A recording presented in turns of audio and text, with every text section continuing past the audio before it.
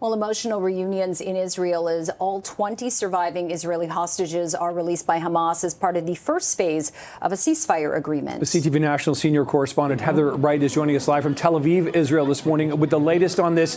The relief there, we saw it in those emotional reunions yesterday, Heather, but trust has been the big issue on both sides here for decades here. What would you say that level of trust is that this ceasefire, that this agreement is going to hold?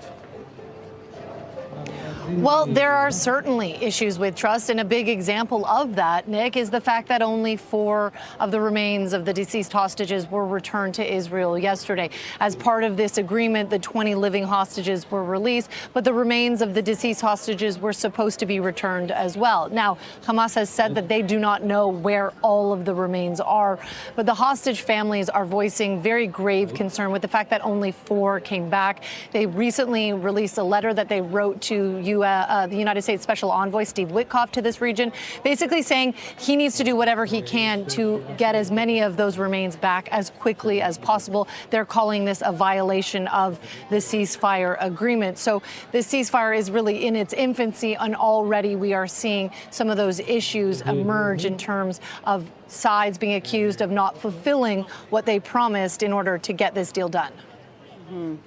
Yeah, Heather, the war is now entering its third year. I mean, thousands and thousands of deaths on both sides. Can you remind us how many hostages were originally taken, how many are actually made it back alive, and also on the Palestinian side from Gaza, how many people were killed? Well, 250 or so hostages were initially taken on October 7th. And you'll remember, Jennifer, there have been 3 ceasefires so far throughout this war, and hostages were released at every one of those ceasefires. There were women and children in the first ceasefire in November of 2023, female army soldiers and other elderly men in in January of this year, and then these final 20 remaining hostages that came home yesterday.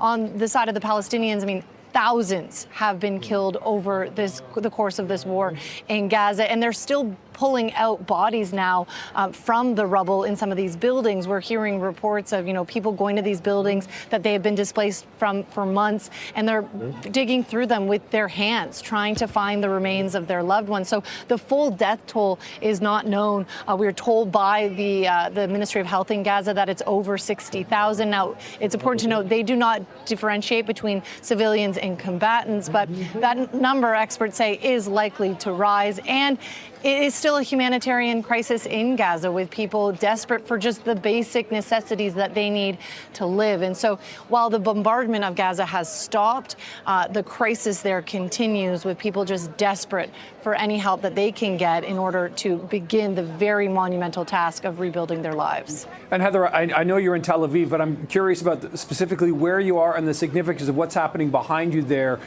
Could you tell us more about that?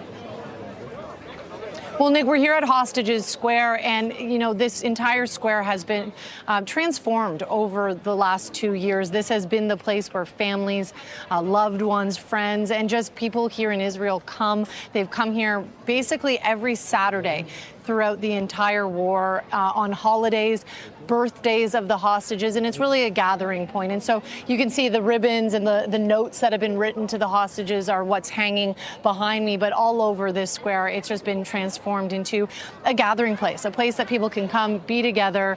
And there's a clock that's running that shows how long the hostages have been in captivity. It's at 738 days, 10 hours, and that clock will not stop until all of the remains of the hostages come home. So while the 20 living have come home, I'm told that clock will keep running. And Heather, we know that Prime Minister Mark Carney was in Egypt alongside U.S. President Donald Trump. They were there to sign a 20-point peace plan. We know that this is just the very beginning, the first phase of it.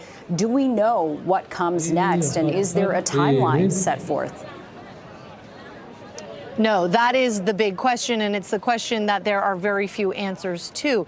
The 20-point peace plan is out there. We can all read that, but the details of what was signed yesterday, that document, those details have not yet been made public. And there are a lot of questions in terms of what does come next, because part of those 20-point plans, some of those points are among the more contentious points in this conflict that dates back not 2 years, but decades. And so there are things that are going to have to be sorted out. And initially, the big contentious ones are for Hamas to disarm, something that the terror group says they have no plans to do, and for the IDF, the Israeli forces, to withdraw out of Gaza, something that the Netanyahu government has been reluctant to agree to as well. So when the next phase is going to, we're in the next phase, but what comes from now is unclear. And from as far as we've been told, there are not any plans for the mediators to get together to try to start to hash out some of those more contentious details. It'll be interesting to follow and see where it all goes as this next phase does unfold. CTV National's senior correspondent Heather Wright live in Tel Aviv this morning. Heather, thank you. Thank you. Thanks, guys.